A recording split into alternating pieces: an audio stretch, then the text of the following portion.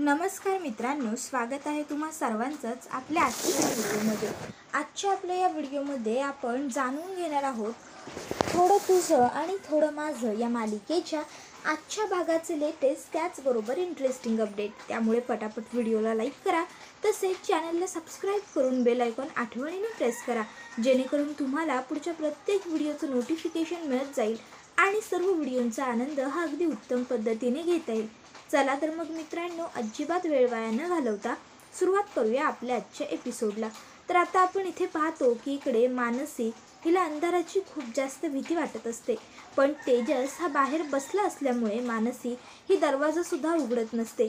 दरवाजा बंद करून दरवाजाला टेकून आता ती तिथेच बाहेर बसून राहिलेली असते। इतक्यात इकडे आपला तेजस सुद्धा मानसीच्या दरवाजाबाहेर येऊन बसतो आणि मग तो आता मानसीसाठी एक सुंदर गाणं गायला सुरुवात करतो। आता जसं जसं तेजस गाणं गात जात असतो तसं तसं मानसीला तेजस बरोबर घालवलेले सुंदर क्षण आठवायला लागतात। त्या दोघांची पहिली भेट, त्यानंतर तेजसने आणि तिने एकत्र खाल्लेली पाणीपुरी, मग लग्नामध्ये तेजसने तिला लावलेला तीट, सगळं काही अगदी व्यवस्थित मानसीला आठवत असतं।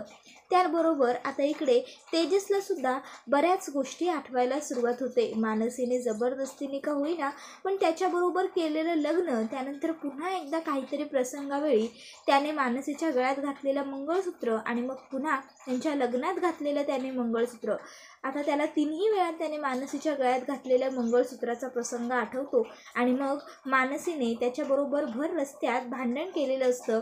नाही भेटायचं मला, नाही बोलायचं तुमच्याशी, आभाच्या हळदी कुंकवा दिवशीचं ते देखील त्याला आठवत असतं। आता ते सगळं आठवत असताना तेजसच्या डोळ्यात देखील पाणी आलेलं असतं आणि तरीसुद्धा तेजस मानसीसाठी गात असतो। तर इकडे मानसीच्या डोळ्यात सुद्धा पाणी आलेलं असतं, तरीसुद्धा ती आता तेजसचं गाणं ऐकता ऐकता झोपून जाते। आता तिला जाग येते, त्यावेळेस ती विचार करते बाहेरून काहीच आवाज येत नाही आहे आणि मग आता मानसी ही बाहेर आलेली असते आणि बाहेर येऊन ती बघते तर काय, आता तेजस हा झोपलेला आहे, त्याला झोप लागली आहे। मग लगेचच आता मानसी ही तिकडे येते आणि येताना तिने तेजससाठी पांघरून सुद्धा आणलेलं असतं।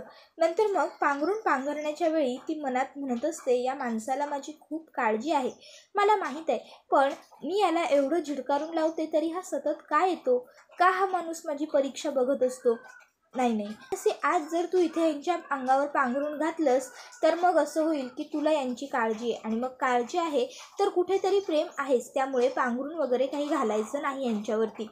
इतक्यात तेजस तिथे थोडासा शिंकतो आणि खोकतो देखील। मग आता मानसीच्या लक्षात येतं की तेजसला बरं नाही वाटणार जर ती त्याच्या अंगावर पांघरून नाही घातलं, त्यात तो आता पूर्ण शरीर आखडून झोपलेलं असतो। मग काय, मानसी ताबडतोब तेजसच्या अंगावरती पांघरून घालते आणि तिकडनं निघून जाते। आता सकाळ झालेली असते तरी तेजस हा तिथे झोपलेलाच असतो। मग ऊनवरती आलेले असतात तेजसच्या चेहऱ्यावरती, ज्यावेळेस ऊन येतं मग तेजस उठून बसतो आणि बघतो तर काय, आपल्या अंगावरती कोणीतरी येऊन पांघरून घातलंय।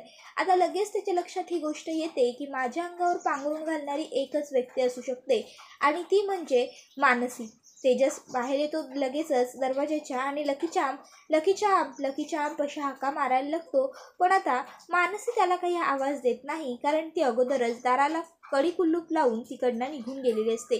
तेजस म्हणतो, अच्छा, म्हणजे आपली चुकामुक होऊ नये म्हणून तुम्ही थेट घरीच गेलात का। त्याबरोबर आता दुसरीकडे आई ही घंटानाद करत असते आणि म्हणत असते, रात्रभर घंटानाद केला तरी माझा तेजस घरी अजूनही आलेला नाही आहे देवा।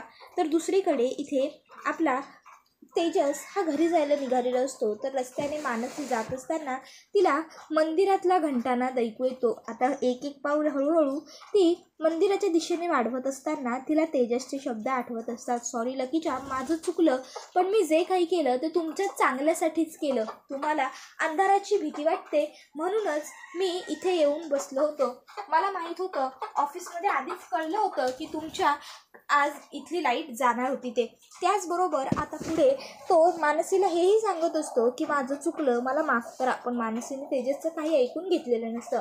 मग आता मानसी ही देवासमोर येऊन हात जोडत म्हणत असते की मला माफ कर, माझं चुकलं, मी तुझ्यावरतीच राग धरला, पण मी काय करू आता ते तूच सांग। ज्या व्यक्तीवर माझं एवढं प्रेम होतं तेच माझ्या वडिलांच्या मृत्यूचं कारण ठरलं, माझं त्याच्यावरती राग जास्त आहे की प्रेम आहे हेच मला आता कळत नाही आहे. आता तू माझ्यासाठी जो मार्ग निवडशील ना, मी त्याच मार्गाने जाणार आहे. तू जे करशील तेच होईल. आणि मग एवढं बोलून मानसी ही तिकडनं निघून गेलेली असते. तर दुसरीकडे आता देवासमोर घंटानाद करणाऱ्या आईची घंटी येऊन गायत्री पकडते आणि आईला म्हणायला लागते, ओ सासूबाई, कशाला उगाच सकाळ सकाळ त्रास देताय सगळ्यांना, आणि त्या बिचाऱ्या देवाला सुद्धा रात्रभर वाजवताय ना घंटा. पडला का काही फरक? आला का तुमचा मुलगा परत? नाही ना? अहो मी सांगितलं ना तेच खरं आहे. आता तेजस समोर फक्त घरातल्यांनीच नाही तर देवाने सुद्धा हात टेकलेले आहेत. त्यामुळे आता तुम्ही काही केलं तरी काहीच फरक पडणार नाहीये. तर दुसरीकडे आता लकीचाम लकीचाम लकीचाम लकीचाम ओरडत तेजस घरी आलेला असतो.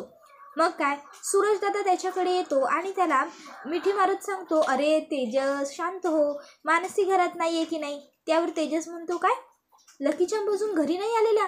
त्यावर सूरज दादा विचारतो, घरी नाही आल्या म्हणजे मानसीने तुला माफ केलं? त्यावर लगेच तेजस हा त्याला ती चादर दाखवत म्हणतो, हो तसंच काहीतरी आहे, तेच आहे, केलं केलं. त्याबरोबर आता इकडे सूरज दादा म्हणतो, काय?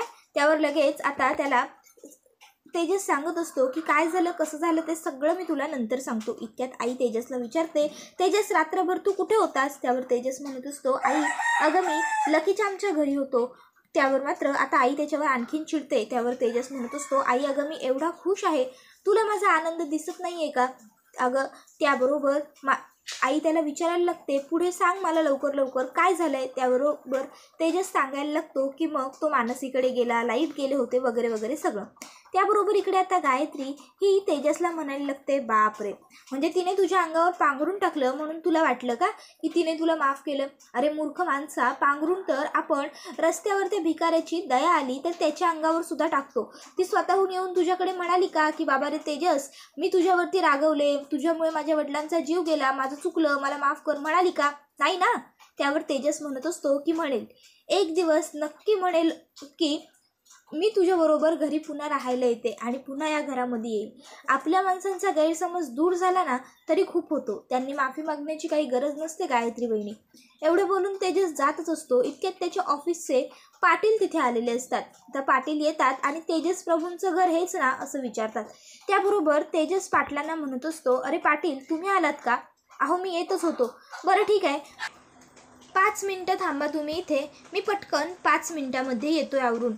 एवढं बोलून आता तेजस हा तिकडनं आवरण्यासाठी म्हणून निघून चाललेला असतो. आता ज्यावेळेस तेजस तिकडनं जात असतो त्यावेळेस पाटील त्याला हाक मारतात आणि म्हणतात, थांबा, तुम्हाला परत येण्याची काहीच गरज नाही आहे तेजस प्रभू, म्हणूनच तर आपल्या बॉसने मला इथे पाठवलं आहे. आता तेजसला पाटील काय बोलतायत हे काही कळत नसतं. मग आता पाटील त्याला सगळं स्पष्टपणे सांगून टाकतात की आपल्या बॉसने तुम्हाला कामावरून कमी केलेलं आहे आणि आता मी तुमचं हे सगळं सामान देण्यासाठी इथे आलो आहे. हे बघा, हे तुमचं डेस्कवरती असलेलं सगळं सामान आणि त्याचबरोबर हा तुमचा मेमो देखील. त्याबरोबर तेजस म्हणतो, काय? त्याबरोबर पाटील साहेब सांगतात की हो, अहो काल ऑफिस तुमच्या जीवावर उघडं ठेवून आम्ही सगळे गेलेले असताना तुम्ही ऑफिस उघडं ठेवून तिकडनं निघून गेलात. असं कसं करू शकता तुम्ही? हे घ्या, हा तुमचा मेमो, याच्यावरती सही करा आणि मला जाऊ द्या. त्याबरोबर आता तेजस काही मेमो हातामध्ये घेत नाही, तो सामान घेतो आणि बाजूला झालेला असतो, त्याचं डोकं भानावर नसतं. त्याबरोबर गायत्री येते आणि तो मेमो वाचायला लागते. तोपर्यंत तात्यासाहेब उठून तिकडनं निघून जातात. तेजस तात्यासाहेबांना सांगत असतो, तात्यासाहेब काळजी करू नका, मी साहेबांबरोबर बोलेन, सगळं व्यवस्थित होईल. तर इकडे गायत्री आता तो मेमो वाचायला लागते.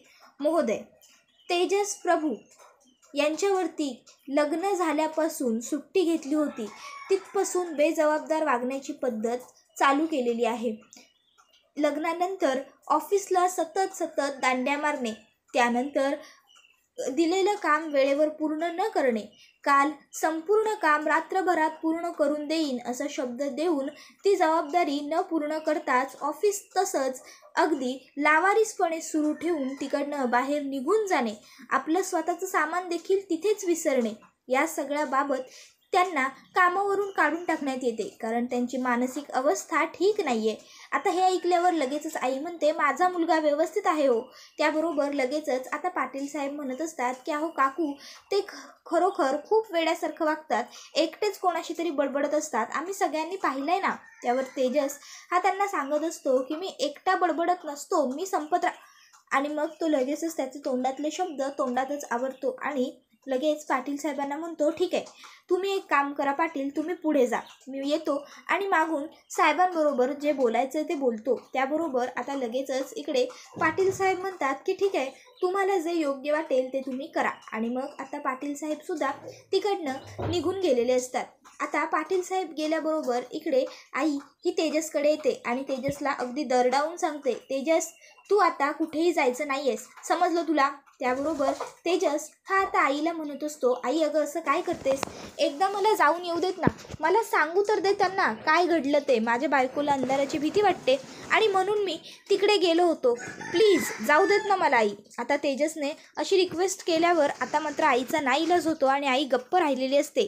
तर तेजस आईचं काही ऐकून न घेता फक्त हातामध्ये मेमो घेऊन पटकन निघालेला असतो आणि आता तो बाईकवरती बसतो, पटकन हेल्मेट घालतो आणि ऑफिसला जायला निघालेला असतो. तर दुसरीकडे आता गायत्री ही सुनंदाला म्हणत असते, बघितलंत ना काय म्हणाले ते, अहो त्या मानसीच्यामुळे वेडा झालाय तुमचा मुलगा आणि ती मानसी काही त्याला माफ करायला तयार नाहीये.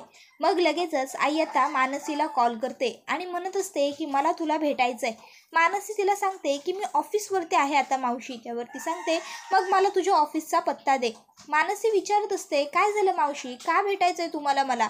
त्यावर आता आई तिच्यावरती आणखीन चिडत म्हणते, मला भेटायचंय म्हटलं तर भेटायचंय, भेटून बोलून सांगते काय काय सांगायचंय ते. त्याबरोबर आता मानसीचा नाईलाज होतो आणि मानसी ही आता लगेचच सुनंदाला तिच्या ऑफिसचा पत्ता देऊन टाकते. पण मित्रांनो, इथे खरं तर सुनंदाला जास्त भडकवलेलं असतं ते म्हणजे गायत्रीने. आता सुनंदा ही मानसीच्या ऑफिसला जायला निघालेली असते. आता ऑफिसला आल्याबरोबर ती एका स्टाफला विचारते, मानसीचं डेस्क कुठलं आहे. त्याबरोबर लगेचच ते सांगत असतात, मानसी सणा ते बघा समोरचं. त्याबरोबर आता सुनंदा ही मानसीच्या डेस्कच्या दिशेने पुढे पुढे येत चाललेली असते आणि समोर तिला काही असं दृश्य दिसतं की जे पाहून आता तिच्या चेहऱ्यावरचा रंग हा पूर्णपणे उडून गेलेला असतो. कारण समोर रणजित बसलेला असतो आणि मानसी ही त्याच्या खूप जवळ उभी राहून त्याला पाणी पाजत असते आणि ही गोष्ट बघून सुनंदाला मानसीचा खूप जास्त राग आलेला असतो आणि सुनंदाचा इथे संताप देखील झालेला मित्रांनो आपल्याला पाहायला मिळतो. तर त्यानंतर इकडे आता सुनंदा ही मानसीला म्हणत असते की मी माझं संपूर्ण आयुष्य माझ्या मुलावरून ओवाळून टाकेन, पण आजच्या नंतर कधीच मी तुला माफ नाही करणार. आता मात्र मानसीला कळत नाही की सुनंदा हे सगळं का बोलते. सुनंदा मानसीला एवढी वाक्य बोलते आणि तिकडनं निघून जाते. बिचारी मानसी मात्र तिथेच तशीच उभी राहते. आता पुढे जात असलेल्या सुनंदा समोरून एक भला मोठा टेम्पो येत असतो आणि आता सुनंदाचं लक्ष देखील त्याच्याकडे जातं आणि तो टेम्पो आता सुनंदाचा ॲक्सिडेंट करतो. त्याबरोबर आता मात्र मानसीच्या पायाखालची जमीन सरकते, कारण हे सगळं घडत असताना मानसी आता तिथे उभी असते आणि हे सगळं मानसी बघत असते. त्याबरोबर आता हा व्हिडिओ तर इथेच संपतो, पण पुढं पाहणं हे इंटरेस्टिंग ठरणार आहे की आता सुनंदाचा अपघात झाल्यानंतर तरी मानसी आणि तेजस पुन्हा नव्याने एकत्र येतील का, आणि गायत्रीचा सुनंदाचा ॲक्सिडेंट करून मानसीवरती आरोप टाकण्याचा प्लॅन फ्लॉप होईल की सक्सेसफुल होईल. तुम्हाला काय वाटतं ते आम्हाला कमेंट करून नक्कीच सांगा. त्याचबरोबर आपल्या व्हिडिओला लाईक करा, तसेच चॅनलला सबस्क्राईब करा, जेणेकरून तुम्हाला पुढच्या प्रत्येक व्हिडिओचं नोटिफिकेशन मिळत जाईल आणि सर्व व्हिडिओंचा आनंद हा अगदी उत्तम पद्धतीने घेता येईल. मित्रांनो, तुमचा एक लाईक हा आमच्यासाठी खूप महत्त्वाचा आणि मोलाचा असतो, त्यामुळे लाईक आठवणीने करत जा. त्याचबरोबर आपला हा व्हिडिओ तुमच्या जास्तीत जास्त कुटुंबियांबरोबर तसेच मित्रपरिवारांबरोबर सुद्धा नक्की शेअर करा, जेणेकरून त्यांनासुद्धा आपल्या अशाच उत्तम व्हिडिओंचा आनंद घेता आला पाहिजे. पण इथे खरं तर आता चूक ही सुनंदाची सुद्धा आहे, कारण आपला मुलगा आता माफी मागतोय, आपल्या मुलाला त्रास होतोय, ही गोष्ट तर तिला दिसत आहे, पण आता तेजसने केलेल्या सगळ्या चुकांवरती ती पांघरून घालत आहे. सगळ्यात अगोदर तेजस हा पाडगावला मानसीच्या वडिलांना लुटण्यासाठी गेला होता, ही गोष्ट त्याची आई म्हणून सुनंदा विसरत आहे. त्यानंतर पहिला हार्ट अटॅक हा सुद्धा संपतरावांना तेजसमुळेच आला होता, ही गोष्ट सुद्धा सुनंदा विसरत आहे. त्यानंतर मानसीला लग्न करून आपल्या घरात आणल्यानंतर सुद्धा तेजसने इतक्या दिवसांपर्यंत तिच्यापासून ही गोष्ट लपवून ठेवली की तुझ्या वडिलांचा जीव माझ्यामुळे गेला ही गोष्टसुद्धा सुनंदा नजरेखालून घालवत आहे. पण मानसी तेजसबरोबर वाईट वागते, तेजसला माफ नाही करत आहे. ह्या सगळ्या गोष्टी मात्र तिच्या व्यवस्थित टळक लक्षात आहेत. याचा अर्थ आई म्हणून ती फक्त तेजसच्या बाजूने विचार करत आहे. असं तुम्हाला नाही का वाटत? तुम्हाला काय वाटतं ते आम्हाला कमेंट करून नक्कीच सांगा. धन्यवाद.